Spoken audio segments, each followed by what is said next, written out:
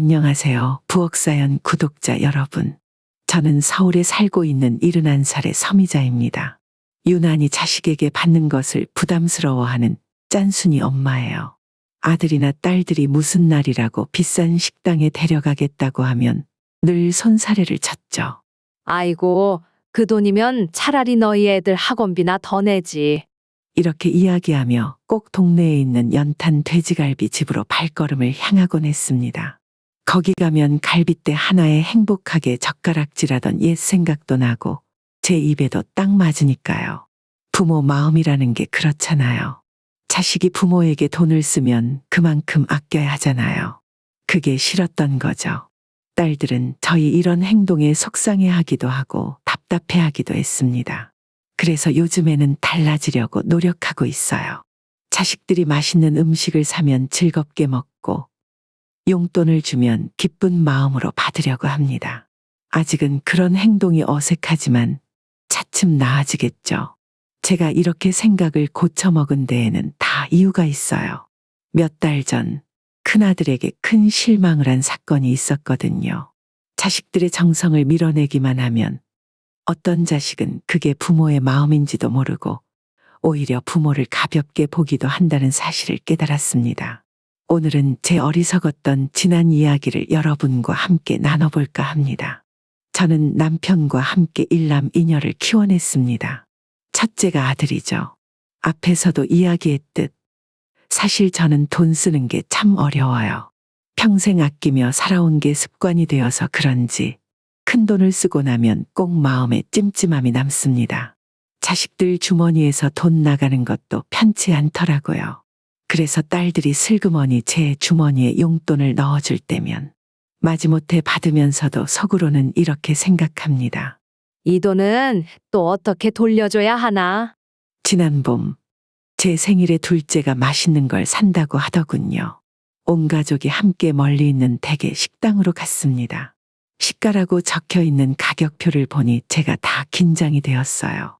엄마, 오늘 생신이신데 맛있는 거 드셔야죠. 나는 우리 동네에 있는 돼지갈비집이 좋은데. 어떻게 맨날 돼지갈비만 먹어요. 가끔은 다른 것도 드셔야지요. 마지못해 딸과 사위가 시킨 대게를 맛보았지만 불편한 마음에 내내 불평을 늘어놓고 말았습니다. 걔는 먹기만 힘들고 먹을 거리도 없다. 살도 너무 달고 내 입맛에는 영 안 맞네. 이거 봐. 엄마도 싫어하시잖아. 다음에는 쓸데없이 돈 쓰지 말고 돼지갈비 집으로 가자.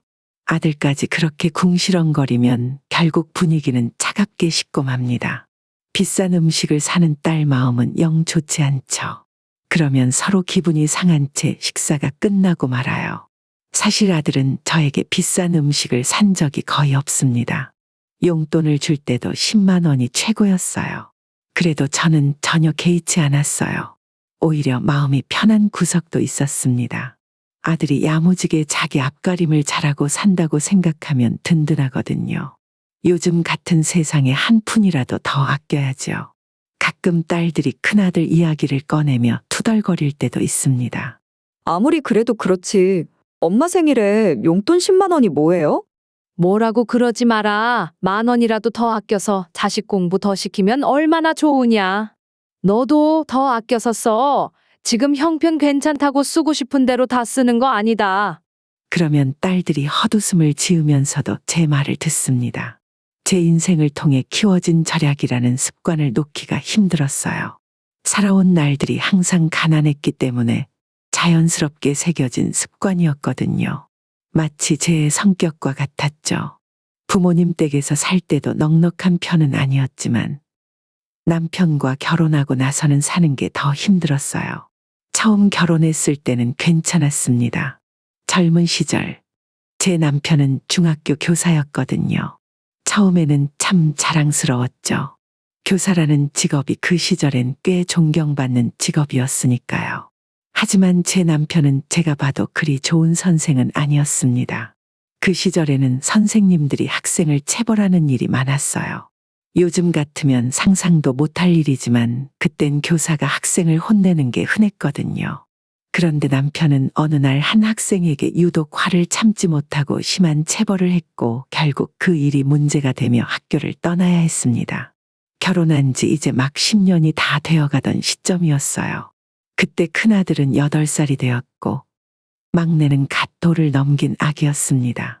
아이 셋을 키우던 저는 앞날이 막막했어요. 그 후로 저희 집 사정은 급격하게 달라지기 시작했습니다. 학교를 그만둔 남편은 한동안 방황했습니다. 학생 가르치는 일을 계속 이어나가려고 했지만 폭력 교사라는 꼬리표가 붙어 괜찮은 직장을 잡기 어려웠어요. 결국 남편은 공사판에서 일을 하기 시작했습니다. 몸은 고단해졌고 수입은 줄어들었어요. 한 푼이라도 더 벌고자 저 역시 남편을 도와 공사장에서 일을 하기 시작했습니다. 어느 날 아들의 학교에서 학부모 초청 행사가 있었습니다. 다른 엄마들은 예쁘게 꾸미고 왔지만 저는 공사장에서 일하다가 바로 와서 먼지가 가득 묻은 작업복을 입고 학교에 갔습니다. 아들은 그런 저희 모습을 보고 부끄러웠는지 고개를 돌리더군요. 그 시절에는 선생님들에게 촌지, 즉 뇌물을 주는 문화가 많았습니다. 남편도 그런 관행을 잘 알고 있었죠. 하지만 저희 형편이 어려워지며 다른 부모들처럼 봉투를 선생님에게 건네지는 못했습니다. 그러다 보니 아들은 학교에서 차별 대우를 받았어요. 불합리하게 체벌을 당하는 경우도 많았고요. 고작 10살이라는 어린 나이였지만 아들에게 그 시절은 잊을 수 없는 큰 상처로 남았습니다. 가끔은 친구들과 비교하며 왜 우리 집만 이렇게 가난하냐고 부모를 원망하기도 했어요. 그때 저 역시 아들의 마음을 보듬어 주지는 못했습니다. 그냥 어떻게든 살림을 꾸려나가는 게 급했거든요. 아들의 눈에 저와 남편은 아마 부족하고 초라한 부모로 보였겠죠. 저는 그때 최선을 다했지만 아들에게는 달라진 집안 형편이 세상에 대한 불만과 원망으로 남은 것 같아요. 그 영향인지 아들은 점점 돈에 민감해졌습니다. 자라면서 세 남매 중 유독 아들이 돈에 집착하는 모습을 보였어요. 그래도 어찌저찌해서 큰아들은 대학을 졸업하고 번듯한 회사에 취직까지 했습니다. 그날 저희 부부는 참 기뻤습니다. 어려운 형편에도 자식들이 잘 자라준 것이 고마웠어요. 그리고 아들은 몇 년 후 선으로 만난 여자와 결혼했습니다. 평범한 가정의 아가씨였어요. 특별히 부자는 아니라고 해도 저희 집안 사정보다는 훨씬 나은 중산층이었습니다. 둘째 딸은 아들보다 먼저 결혼했고 아들이 결혼을 한 후 막내까지 시집을 보내고 나니 폭풍 같았던 인생도 어느새 고요해지는 듯 했습니다. 남편과 저는 평생 아끼며 살았어요. 돈을 제대로 써본 일이 없이 항상 모으기만 했습니다. 그렇게 억척같이 살았는데도 자식 셋을 키우고 나니 정작 손에 남은 건 그리 많지는 않았습니다. 남편이 노안으로 세상을 먼저 떠나고 제 손에 남은 건 늙어서 병원비로 쓰려고 모아둔 약간의 현금과 지금 살고 있는 아파트였어요. 이런 인생을 살았다 보니 자식들 돈 쓰는 것이 그렇게도 불편했던 것입니다. 저는 항상 다음에 하며 자식들이 돈 쓰는 걸 막았습니다. 딸이 옷이라도 한 벌 사주려 하면 신랑이 끝에 가장 싼 것만 고르려 해서 딸이 속상했던 적도 많았습니다. 그러다 보니 결혼 전에는 집에 와서 맛있는 거 해달라고 조르던 딸이 이제는 잘 오지도 않으려고 해요. 어미가 항상 밀어내니 딸도 내심 불편한 점이 있었나 봅니다. 특히 제가 가장 싫어하는 것은 바로 비싼 밥을 먹는 것이었어요. 비싼 음식을 먹는 사람들을 보면 아무도 몰래 한숨을 쉬곤 했습니다. 그러니 딸이 저를 댁에 식당에 데려가도 전혀 즐겁지 않았던 것이지요. 지금 와서 돌아보니 다 제 마음 편하려고 한 행동이었구나 싶습니다. 자식들이 사주는 밥을 기쁘게 먹으면 좋았을 텐데 하는 후회가 뒤늦게 드네요. 엄마가 날 이만큼 키워주고 가르쳐줬는데 당당하게 받아도 돼요. 이거 사위 돈 아니고 제가 벌어서 드리는 거예요. 둘째 딸이 저에게 하얀 봉투를 내밀면 저는 어찌해야 할지 몰랐어요. 마음이 불편해서 도저히 받고 싶지 않았거든요. 저는 딸의 마음을 헤아리지도 못하고 그 봉투를 거절했습니다. 그 돈은 너희나 잘 쓰고 맛있는 거 사 먹어. 어쩌다가 용돈을 받아도 그 돈은 간직했다가 손주에게 돌려주거나 다시 딸에게 돌려주지 절대 제가 쓰는 법이 없었습니다. 그런 제 성향을 알고 가장 먼저 용돈을 줄인 건 아들이었어요. 하지만 아들은 처갓집에는 항상 인심이 후했습니다. 사돈이 그만큼 요구하기 때문이기도 했죠. 저는 아들의 사돈을 이해하기 어려웠습니다. 사돈은 아들 부부와 외식을 할 때마다 자식이 돈을 내는 게 당연하다고 여겼습니다. 그뿐만 아니라 전자제품이나 가구 등을 자식들에게 사주라고 요구하기도 했죠. 나중에 들어보니 안사돈이 눈꺼풀이 내려왔다며 상안검 시술을 해달라고 했다더군요. 그 김에 리프팅도 함께 시술 받았다고 했습니다. 처음에 그 소리를 들었을 때는 기가 막혔어요. 살면서 꼭 필요한 일도 아닌데 미용에 쓰는 돈을 자식 돈으로 쓰다니요. 저는 사돈의 그런 행동이 영 마음에 들지 않았습니다. 하지만 돈 쓰기 싫어하는 아들은 이상하게도 사돈 댁을 더 자주 찾았어요. 저는 속으로 따로 받는 게 있나 보다 하며 넘겼습니다. 나중에 알고 보니 그런 것도 아니긴 했지만요. 너희 처갓집에는 자주 가니? 어느 날 저희 집에 온 아들에게 물었습니다. 아들은 무심하게 대답했어요. 그럼요. 자주 가죠. 장인어른이 와인을 좋아하셔서 갈 때마다 고급 와인을 사서 들고 가요. 눈치 없는 아들은 자신이 처갓집에 얼마나 잘하는지를 자랑하듯 말했습니다. 우리 집에 올 때는 이제껏 딱 한 번 마트에서 파는 10,000원 하는 음료수 세트를 사온 것이 전부였어요. 하지만 아들의 자랑은 거기서 멈추지 않았습니다. 지난 어버이날에 소고기 집에 가서 50만 원짜리 고급 와인을 마셨는데 맛이 기가 막히더라고요. 또 그 식당 고기가 어찌나 맛있던지. 어떻게 먹는데 그렇게 큰 돈을 쓰냐고 놀라 묻고 싶었지만 왠지 그러면 안 될 것 같았습니다. 그런 이야기를 꺼내는 아들 표정이 좋아 보였거든요. 저와 있을 때와는 확실히 다른 분위기인 것 같았어요. 저는 내심 서운함이 느껴졌습니다. 저는 자식을 위해 돈을 한 푼도 안 쓰려고 하는 부모입니다. 반면에 사돈은 자식 사정은 안중에도 없고 자신들의 편의를 위해 돈을 쓰는 것처럼 보였어요. 그런데 왜 아들은 사돈 댁을 더 위하는지 모를 일이었습니다. 그런 아들의 표정을 보니 가슴 한쪽이 쿡쿡 쑤시듯 아파왔습니다. 은연중에 아들이 저를 더 소홀히 한다는 게 느껴졌어요. 아들 생각을 하면 어느 순간부터 밤에 잠이 잘 오지 않았습니다. 도대체 뭐가 문제일까? 우리 집이 더 가난하고 별 볼 일 없으니 그냥 함부로 하는 걸까? 자식에게 패 끼치지 않으려고 악착같이 노력하는 부모의 마음을 어찌 저리 모를 수 있나. 서운함이 가득한 밤이 여러 날 지나갔습니다. 그렇게 시간이 흘렀어요. 그때까지만 해도 저희 집안 분위기는 크게 달라진 것이 없었습니다. 여전히 저는 자식들 돈을 쓰지 않았고 외식은 저렴한 식당으로만 다녔어요. 그런데 어느 날부터 무릎이 쑤시기 시작했습니다. 무릎이 아프기 시작한 건 오래된 일이지만 그동안은 그냥 참고 살아왔어요. 젊었을 때 공사장에서 쪼그리고 앉아 일한 탓인지 무릎이 늘 시큰거리곤 했거든요. 그런데 이제는 계단을 오르내릴 때마다 통증이 심해지고 조금만 걸어도 무릎이 뻐근해지는 게 점점 불편해졌습니다. 병원에 가서 진단을 받으니 퇴행성 관절염이라고 했습니다. 꾸준한 치료가 필요하다는 의사의 말에 잠시 아찔한 기분이 들었어요. 다 늙었는데 꼭 치료를 받아야 하나 그런 생각도 들었지만 생활이 불편했기 때문에 결국 치료를 시작했습니다. 자식들은 하나둘 제 병을 알아채기 시작했어요. 그중 아들은 가장 걱정스러운 목소리로 전화를 걸어왔습니다. 엄마, 혹시 수술하셔야 하는 건 아니죠?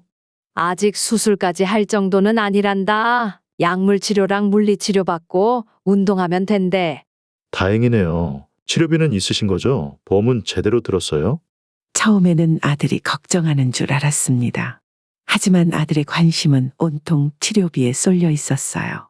안절부절 못하는 아들의 목소리를 들으니 마음 한구석이 씁쓸해졌습니다. 자기 장모는 성형시술도 아낌없이 해주던 녀석이 이 어미의 무릎 수술에는 행여나 돈이 한 푼이라도 나갈까봐 전전긍긍하고 있었어요. 저는 조금 딱딱한 말투로 대답했습니다. 너한테 돈 달라고 할 일 없으니 걱정 말아라. 내가 언제 너한테 돈 내라고 한 적 있니? 엄마도 아시잖아요. 우리 첫째가 곧 고등학교 들어가니까 학원비랑 대학 등록금도 미리 준비해야죠. 나도 잘 알고 있다. 걱정하지 마. 내 치료비는 내가 알아서 할 수 있어. 그 후 오랫동안 아들에게서 따로 연락이 오지 않았습니다. 병원에 다니며 치료를 받으니 무릎은 한결 나아졌어요. 하지만 항상 조심히 생활해야 했죠. 몸이 늙는다는 것이 얼마나 불편한 일인지 매일 새롭게 깨달았습니다. 무릎이 아프니 예전처럼 집안일을 제대로 돌볼 수 없었습니다. 그래서 돌봄 서비스를 받기 시작했죠. 그러던 어느 날 아들이 며느리와 함께 갑자기 저희 집을 찾아왔습니다. 무릎은 좀 괜찮으세요? 치료받으면서 많이 나아졌어. 네. 요즘에는 돌봄 서비스 받으신다면서요? 그래, 둘째가 신청해 줬다. 혼자 걷고 씻는 것까지는 괜찮은데 그래도 집안일 돌보는 게 쉽지는 않아. 그래도 혹시 불편한 거 있으시면 말씀하세요. 아들이 내뱉은 의외의 말에 조금 놀랐어요. 아들은 평소 저에게 뭔가를 해주겠다는 식으로 말을 한 적이 없었습니다. 몸이 아프니 그래도 자식이라고 저를 챙기는구나 싶었어요. 그 사이 며느리는 저희 집 구석구석을 돌아보고 있었습니다. 그런데 조금 이상한 혼잣말을 하는 것이 귀에 들렸어요. 저기에는 유진이 책상을 놓고 저 방은 옷방으로 쓰면 괜찮겠네. 그때는 그냥 흘려들었지만 나중에 생각해보면 처음부터 아들과 며느리는 이 집에 들어와 살 생각을 하고 있었던 것 같습니다. 그 후 식탁에 둘러앉아 같이 과일을 먹고 있는데 아들이 갑자기 이런 말을 꺼내더군요.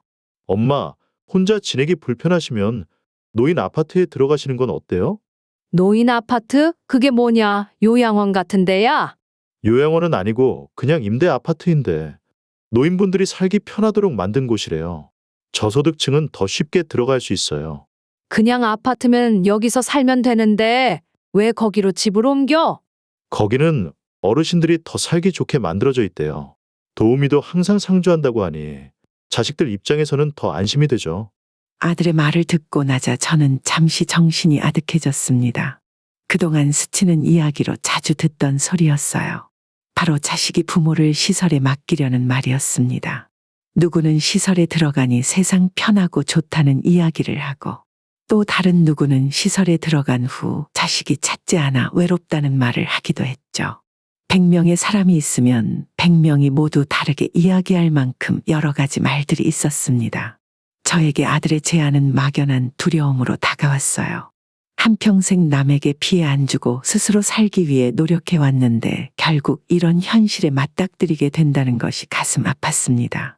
제가 씁쓸한 생각에 잠겨 있는데 아들은 한마디를 더 덧붙였어요.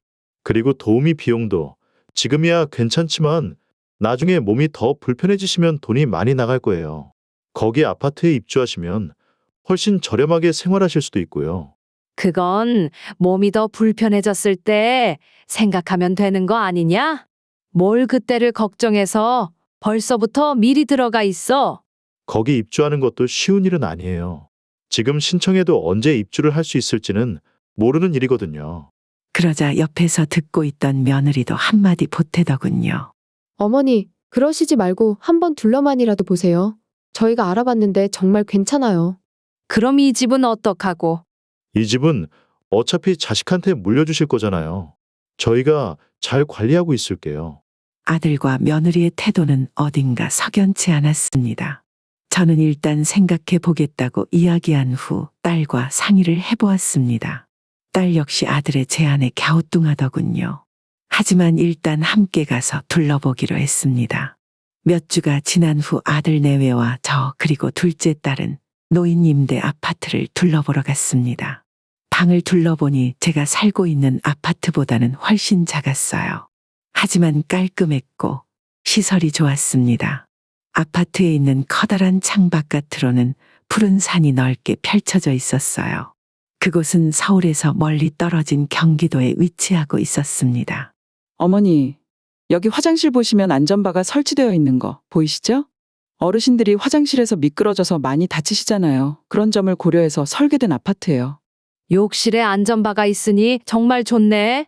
씻는 게 불편하긴 했거든요. 그렇죠. 그리고 여기 보시면 버튼이 있잖아요. 이 버튼은 긴급한 상황에서 도움을 요청하는 버튼이에요. 이걸 누르면 이 아파트에 상주하는 도우미들이 바로 찾아와서 돌봐드려요. 네, 그렇군요. 좋네요. 좋아요. 처음에는 의심 가득한 마음으로 왔던 딸도 아파트를 둘러보더니 한층 안심이 되는 표정이었습니다. 방이 좀 좁긴 하지만 전체적으로 시설이 나쁘진 않은 것 같아요. 엄마는 어때요? 글쎄, 괜찮긴 하구나. 어머니, 그럼 생각해보시고 연락 주세요.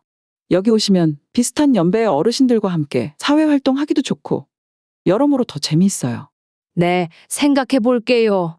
아들은 한 발짝 더 나아가며 재촉하듯 말을 덧붙였죠. 여기서 지내시면 진짜 편할 거예요. 요즘은 이런 곳에서 사는 게 다들 좋다고 하잖아요. 뭐든 전화 한 통이면 다 해결된다니까요. 저는 아무 말도 하지 않았어요. 관리인이 친절하게 집안 구조를 설명하는 동안에도 저와는 먼 세상 이야기처럼 들리기만 했습니다. 저는 친절한 안내인에게 인사를 하고 아파트 밖으로 나왔습니다. 잠시 벤치에 앉아 그곳을 바라보았죠.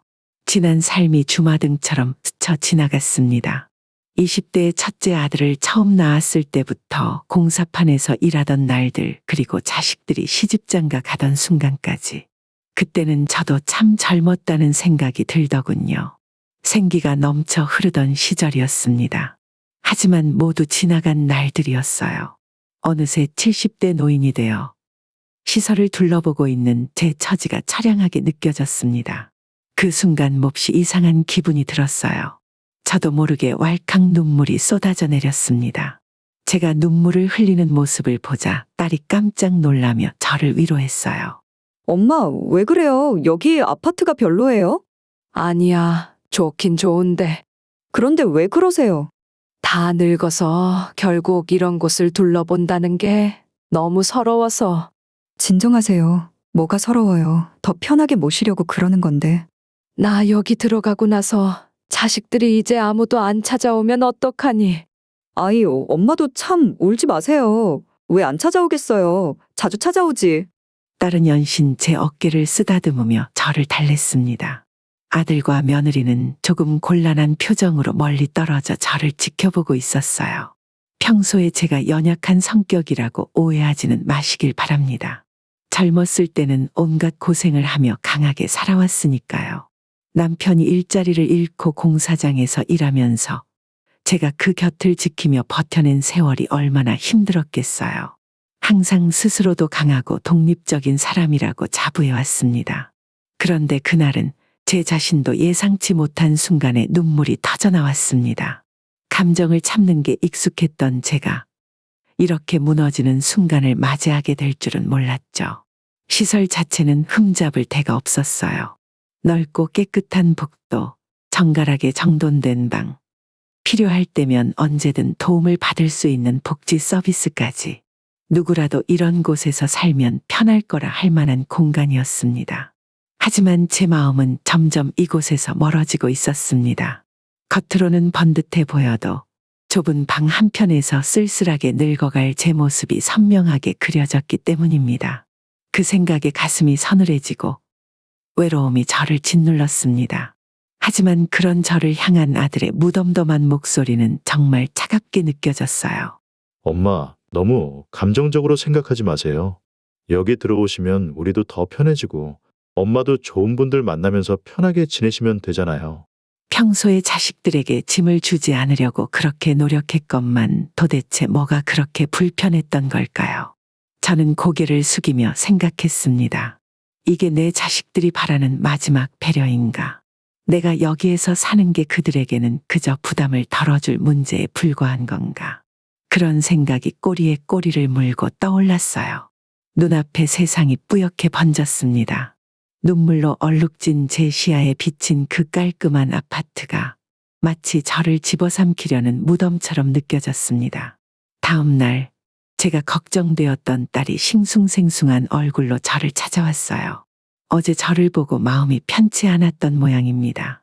엄마, 어제 봤던 노인 아파트는 안 들어가시는 게 좋겠어요. 딸이 조심스레 말했습니다. 아니야, 어제는 내가 괜히 별 생각이 들었던 거야. 이제는 괜찮다. 근데 엄마, 생각해보면 아직 혼자서 거동이 불편하신 것도 아니고, 이렇게 멀쩡한 집도 있는데 굳이 거기 들어가시는 건 아닌 것 같아요. 너도 그렇게 생각하니? 그 말에 왠지 마음이 놓였습니다. 딸이 제 마음을 이해해 주는 것만 같아 고마웠어요. 대신에 앞으로 병원비나 돌봄 비용이 많이 들 수도 있으니까 주택연금을 신청해보는 건 어떨까요? 딸은 준비해 온 팸플릿을 펼치며 저에게 자세히 설명해 주기 시작했습니다. 매달 안정적인 연금을 받을 수 있다는 이야기를 들으니 확실히 마음이 흔들리더군요. 노년에 조금 여유롭게 살아보는 것도 좋을 것 같기는 하구나. 하지만 한 가지 걸리는 것이 있었습니다.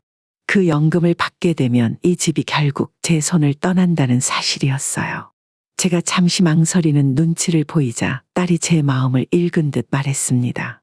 엄마, 이 집을 자식한테 물려줘서 뭐 하겠어요? 그동안 고생하셔서 마련한 재산인데 엄마가 잘 쓰셔야죠.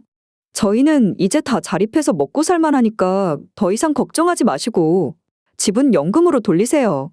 딸의 단호한 말에 저는 잠시 아무 말도 하지 못했어요. 그 진심 어린 조언이 저를 묘하게 안심시켰습니다. 딸은 몇 번이나 더 잘 생각해 보라며 당부한 후 돌아갔습니다. 남아있던 그 팸플릿을 손끝으로 매만지며 생각에 잠겼어요. 복잡한 마음의 결론을 내리지는 못했지만 분명한 건 하나 있었습니다. 인생의 마지막 장에서는 조금 더 편하게 그리고 당당하게 살고 싶었습니다. 고민이 깊어가던 주말 일요일 아침, 아들과 며느리가 어김없이 찾아왔습니다. 엄마, 생각 좀 해보셨어요? 그 아파트 정말 괜찮던데. 여기서 혼자 사시는 것보다 낫잖아요. 생각해봤는데 아직 그 아파트에 들어갈 때는 아닌 것 같아. 일단 지금 신청만 해두시라니까요. 어차피 지금 신청해도. 그렇게 이야기를 이어가던 중 아들의 눈이 거실 테이블 위에 놓인 주택연금 팸플릿에 잠시 머물렀습니다. 아들의 눈동자가 커지더니 곧 얼굴이 벌겋게 달아올랐어요. 그리고 아들은 본색을 드러냈습니다. 지금 이 집을 주택연금으로 팔아넘기시겠단 거예요? 저랑 상의도 없이요? 아니, 고민해보고 있다. 앞으로 병원비가 많이 들 수도 있으니까. 그러니까 제가 노인임대 아파트 들어가라고 말씀드리잖아요. 자식한테 물려줘야 할 집을 이렇게 제멋대로 연금으로 써버리다니요. 아들의 반응에 저는 너무나 당황스러웠습니다. 기가 차더군요. 제 병원비는 한 푼도 보태줄 수 없다는 놈이 제 아파트는 가져가겠다고 말하는 꼴이었습니다. 며느리도 눈을 흘기며 말했습니다. 어머니, 저희 결혼할 때도 그렇게 돈을 아끼시더니 결국 끝까지 이렇게 나오시네요. 저는 점점 더 열이 오르는 걸 참을 수 없었어요. 이 집이 왜 너희한테 물려줘야 할 집이야? 그동안 너희 힘들까봐 손 한 번 안 벌리고 지금까지 살아왔다. 앞으로도 그렇게 살려고 하고. 이 집은 젊은 시절 고생해서 겨우 마련한 재산이야. 이걸로 내가 내 노년을 책임지겠다는데 그게 뭐가 잘못된 거니? 난 이해가 안 간다. 요즘 집 팔아도 자식한테 안 물려주는 부모가 세상 천지에 어디 있어요. 도대체 저한테 평생 해주신 게 뭐예요? 아니, 못 해준 건 또 뭐냐? 대학 보내주고 장가 갈 때 전세금 보태주고 우리 형편에 그 정도면 정말 최선을 다해 뒷바라지한 거 진짜 모르고 하는 소리야. 그럼 넌 부모한테 뭘 그렇게 잘했니? 집을 가져갈 만큼 대단히 잘했어? 너 그동안 처가댁에 잘했으니 받을 게 있다면 거기서 알아봐라. 처가댁에 조금 잘해준 거 가지고 치사하게 이렇게 나오시는 거예요. 처가댁이랑 구질구질한 저희 집은 솔직히 말하면 근본부터가 다르죠. 예전부터 이 집에 얼굴 비치는 것도 솔직히 싫었어요. 구질구질한 옛 기억이 자꾸만 떠올라서. 그래도 왜 꾸준히 얼굴 비춘 줄 아세요? 적어도 부모라면 이 집 정도는 마지막으로 물려주실 줄 알았거든요. 양심이 있다면 말이에요. 어머니, 저도 너무 서운해요. 그래도 꾸준히 얼굴 비추고 열심히 모셨는데 이렇게까지 소외당할 줄은 몰랐네요. 너희가 날 모시긴 뭘 모셨다고 그러니? 나는 너희한테 빚진 거 하나도 없다. 나는 당당하니 너희가 나한테 받을 거 있으면 하나라도 말해봐라. 평생 너희 부부에게 내가 줬으면 줬지 받은 거 하나 없어. 아들과 며느리는 제 말에 대꾸하지 못했습니다. 실제로 그 아이들이 저에게 준 건 하나도 없었거든요. 하지만 여전히 분한지 거친 숨을 몰아쉬고 있었습니다. 사실 주택연금을 신청하는 것도 고민 중이었어요. 아들 말대로 자식에게 이 집이라도 물려줘야 하지 않나. 그런 생각을 한 것도 사실입니다. 하지만 이렇게 대놓고 집을 내놓으라고 말하는 아들 내외를 보니 그럴 마음이 싹 사라졌습니다. 똑같이 배 아파 낳았고 똑같이 돌보며 키웠는데 딸과 아들은 왜 이렇게 다른지 모를 일이었죠. 아들이 얼굴까지 벌개져서 소리 지르는 모습을 보고 그제서야 저는 결심을 하게 되었어요. 이 집을 제 노후연금으로 쓰기로요. 저는 주방 한켠에 놓여있던 굵은 소금을 대접에 푹 떠서 담아왔습니다. 그리고 거실에 서 있는 아들과 며느리를 향해 사정없이 뿌리기 시작했어요. 어머니, 이게 무슨 짓이에요? 엄마, 당장 그 말하지 못해요. 너희야말로 지금 당장 이 집에서 나가. 어디서 감히 집을 뺏어갈 생각을 해? 처음부터 시설에 들어가라고 말한 이유도 이 집을 뺏고 싶어서 그랬지? 뭘 뺏어요? 집을 장남한테 물려주는 건 당연한 일이잖아요. 뭐가 당연해. 나는 그동안 너한테 사소한 거 하나 안 바랐다. 그랬더니 옳다구나 하고 제일 좋아하던 게 바로 너희들이야. 너희들도 앞으로 알아서 살아. 저는 그렇게 아들 내외를 내쫓은 후 허탈하게 거실 바닥에 주저앉았습니다. 자식을 위해 노력해온 지난 날이 떠올랐습니다. 제 딴에는 그게 자식을 위해 한 일이었지만 이제 와서 돌아보니 자식과 선을 긋는 일이기도 했습니다. 그동안 저를 보며 답답해하고 때론 속상해하던 딸들의 모습도 떠올랐어요. 그렇게 하면 저는 자식들에게 좋다고만 생각했어요. 아이들에게 부담을 주지 않는다는 점에서는 물론 좋은 점도 있겠죠. 하지만 그게 때로 지나치면 오히려 자식들과 거리감이 생길 수 있고 최악의 경우에는 부모와 자식의 관계가 오직 돈만 이야기하는 삭막한 관계가 될 수도 있습니다.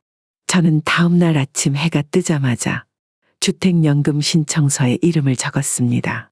차곡차곡 쌓아둔 돈을 지키기만 하다가 정작 쓸 때를 놓쳐 후회하지 않겠다고 다짐했어요. 그리고 당분간 아들 내외와는 거리를 두기로 했습니다. 저를 진심으로 위해주는 딸들에게 좀 더 넉넉하게 베풀기로 마음먹었어요. 반대로 딸들이 저에게 표현하는 마음 또한 거절하지 않고 받으려고 해요. 저처럼 많은 분들이 나이가 들어도 자신이 번 돈을 잘 쓰지 못하는 경우가 많습니다. 여유가 아주 없는 것도 아닌데 습관처럼 그렇게 행동하죠. 어려운 시절을 겪어온 사람일수록 더욱 그런 성향이 강하게 나타나는 것 같습니다. 하지만 돈은 쌓기 위해 버는 것이 아니라 쓰기 위해 번다는 말이 있습니다. 물론 너무 과하게 쓰는 것은 안 되겠지만 남은 노후만큼은 자신을 위해 돈을 쓰는 연습을 조금씩 해가며 하고 싶은 것들을 후회 없이 해보셨으면 좋겠어요. 저도 그렇게 살아갈 예정입니다. 오늘 저희 사연은 여기까지입니다. 귀한 시간을 내어 제 이야기에 귀 기울여 주셔서 감사해요. 오늘도 평안한 하루 보내세요.